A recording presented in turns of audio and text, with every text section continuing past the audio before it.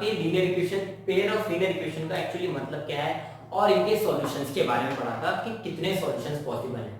कुछ इक्वेशंस के एक सॉल्यूशन होते हैं, कुछ के एक भी नहीं होता और कुछ के बहुत सारे होते हैं।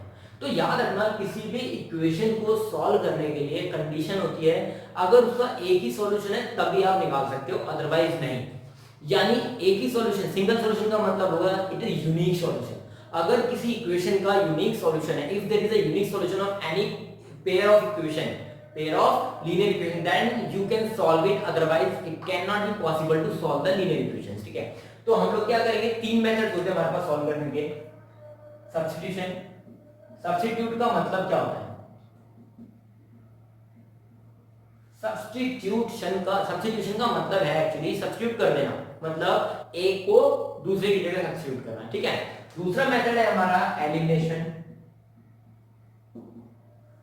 एलिमिनेशन का मतलब है एलिमिनेट करना। देखो आप लोग बहुत सारी चीजें आपको पता होगा, एक्चुअली एलिमिनेट कर दिया हमने, किसी को एलिमिनेट कर रहे हैं मतलब उसको हटाना है, किसी और को लाना है। ठीक है, मतलब एक को एलिमिनेट कर देना। ठीक है, और तीसरा होता है क्रॉस मल्टीप्लिकेशन। देखो आज हम पढ़ेंगे सब्स्टिट्यूशन के बारे में। देखो सब्स्टिट्यूशन मेथड में कुछ भी नहीं है, बहुत सिंपल है। हमारे पास दो इक्वेशन है, ठीक है, हमारे पास मान लेते हैं कोई इक्वेशन है 2x plus 3y minus 1 x minus y equal to 7। ठीक है, दो इक्वेशन है, आपको इनको सिंपलीफाई करना है। एक्चुअली कौन सा मेथड यूज करते हैं? सब्स्टिट्यूशन यूज करेंगे। ध्यान से समझना, एक्चुअली सब्स्टिट्यूशन में करना क्या है, किसी एक से वैल्यू निकालनी है और सब्स्टिट्यूट करनी है। मतलब देखो ध्यान से, मैं किसी भी इक्वेशन का यूज कर सकता हूं, दोनों में से। तो हम यूज कर रहे हैं इजी तरीके से, क्या, इक्वेशन सेकंड। ये मान लेते हैं फर्स्ट है, ये इक्वेशन सेकंड है।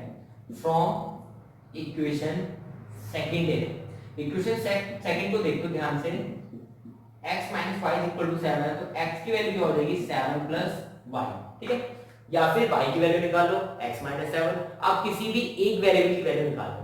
अब ध्यान से समझना, मैंने वैल्यू जो निकाली है किसी एक वेरिएबल की, कौन सी इक्वेशन से निकाली है? सेकंड से। तो अब उसके अपोजिट में पुट करेंगे, तो सब्स्टिट्यूट कर देंगे। देखो हमारा मेथड का नाम है सब्स्टिट्यूशन। तो जो x की वैल्यू है इसको सब्स्टिट्यूट कर देंगे दूसरी इक्वेशन में जिससे हमने वैल्यू निकाली थी, उसके अगेंस्ट जो इक्वेशन है उसमें सब्स्टिट्यूट कर देंगे। तो पुट कर देंगे या सब्स्टिट्यूट इन इक्वेशन फर्स्ट। देखो इसमें अगर हम सब्स्टिट्यूट करते हैं तो क्या हो जाएगा, 2x की वैल्यू है 7 प्लस y और यहां पर था plus 3y is equal to -1। Correct, simplify करते हैं, आ जाएगा 2 7 40 प्लस 2y ब्रैकेट ऑफ कर this into this plus this into this plus 3y is equal to -1। 2y plus 3y it is 5y is equal to -1। ये plus का है तो लेके ट्रांसफर किया, माइनस का 14 हो गया। तो ये आ जाएगा y इज इक्वल टू -15, -1 -14 -15 हो गया। डिवाइड बाय 5 करेंगे तो ये आ जाएगा y is equal to -3 because 5 से 15। ये y की वैल्यू आ गई। अब y की वैल्यू आप किसी भी इक्वेशन में सब्स्टिट्यूट कर सकते हो, फर्स्ट में, सेकंड में, या आप इस इक्वेशन को थर्ड में ऐड कर लो, इसमें आपकी मर्जी, किसी में पुट कर लो। देखो थर्ड इक्वेशन है क्या थी हमारी, x is equal to 7 plus y, यहां सब्स्टिट्यूट करते हैं, y की वैल्यू हमारी आ गई थी, y की वैल्यू -3, 7 प्लस -3, x में से माइनस कर 7 में से माइनस करेंगे 3 तो x की वैल्यू आ गई 4। ये तो हो गया हमारा सब्स्टिट्यूशन मेथड। अब देखो एक चीज ध्यान से समझना, आपका आंसर आ गया, बट आप वेरीफाई कर सकते हो कि आपका आंसर सही है या नहीं। हाँ कर सकते हो, एग्जामिनेशन में आपको ये नहीं पता होगा आपका आंसर क्या आ रहा है, तो आप उसके लिए क्या करो, जो आपकी x की और y की वैल्यूज आई हैं उनको क्वेश्चन में सब्स्टिट्यूट करके देख लेते हैं। x minus y is equal to 7, तो x वैल्यू आई थी हमारी 4 माइनस y की वैल्यू आई थी हमारी -3, तो 4 माइनस माइनस प्लस हो गया 3, तो ओवरऑल क्या है 7, और आना भी क्या चाहिए था 7।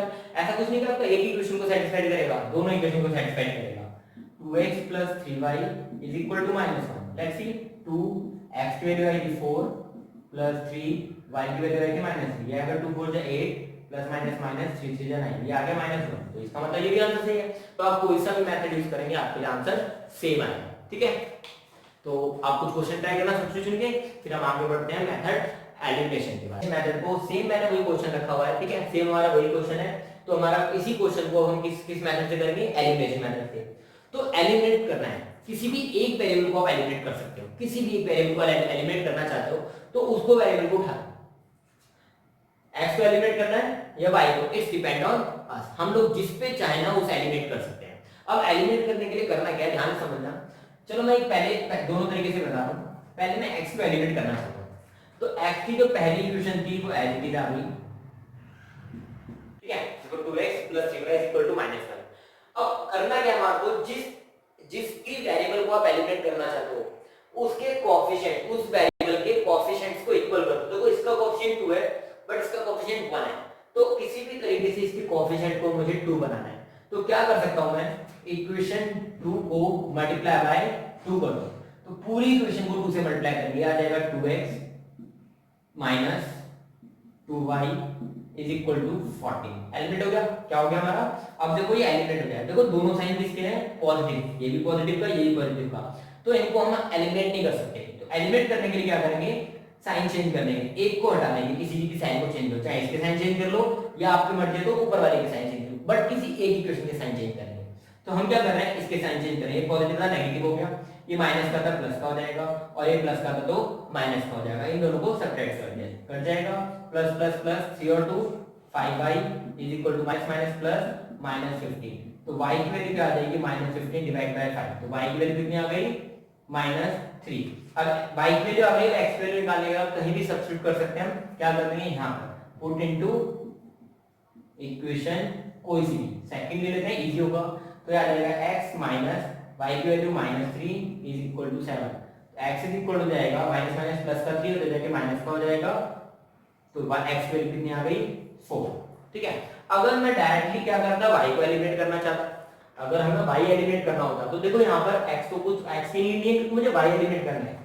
अगर मैं y को एलिमिनेट कर रहा हूँ तो वही सेम कॉन्सेप्ट, y का कोएफिशिएंट सेम होना चाहिए, तो y का कोएफिशिएंट यहाँ 3 है, यहाँ पर क्या है 1, तो इसको एलिमिनेट करने के लिए मुझे क्या बनाना पड़ेगा, इसको भी 3। तो सेम जैसे हमने यहाँ पर इक्वेशन को 2 से मल्टीप्लाई किया था, अब यहाँ क्या करेंगे, इक्वेशन 2 मल्टीप्लाई बाय 3 कर देंगे ताकि यहाँ 3 आ जाए।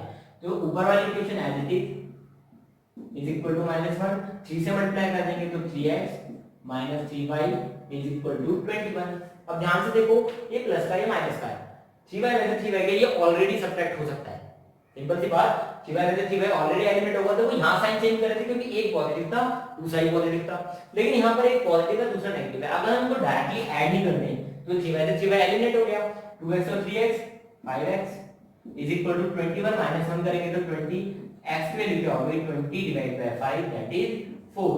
अब जो x की वैल्यू आपकी आई है 4, इसको कहीं भी सब्स्टिट्यूट कर दो आप, इसमें किसी भी इक्वेशन में आपको आंसर मिल जाएगा।